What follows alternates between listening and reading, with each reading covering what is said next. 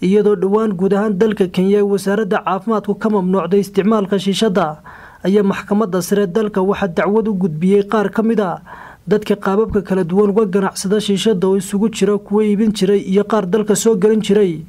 oo doonaya in ganacsigooda xayiraada looga qaado. intaasi kadib waxa meelaha lagu cabi jiray shiishada laguna gadi jiray oo ka mid ah meelaha marka la gaadho xilliga habeenkii ugu dadka badan magaalooyinka waqti dambena lagu gaadhay jiray kuwaas oo isugu jira dadka macaamiisha ka iyo dadka iibiya shiishada waxaana meelahaasi hadda isku bedeleen goobo cidlo aan ahayn sidii hore. maxkamadda sare dalka Kenya loo gudbiyay inay ka garnaqdo dacwadaasi waxay inay xayiraada si ku meel gaar ah uga qaaday ilaa inta laga dhageysanayo dacwadda ku saabsan shiishada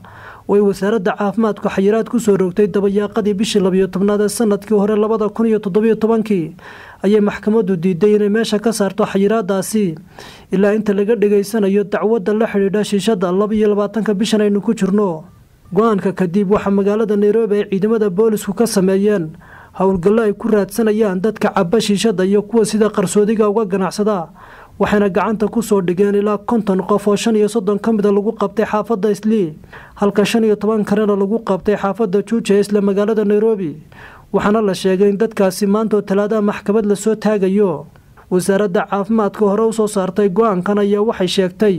in qofkii lagu qabtay isagoo ka ganacsanaya ama cabaya shiishada lagu ganaaxi doono 50,000 shilin oo lacagta dalkan Kenya una dhiganta $500 ama 6 bilood oo xadhiga.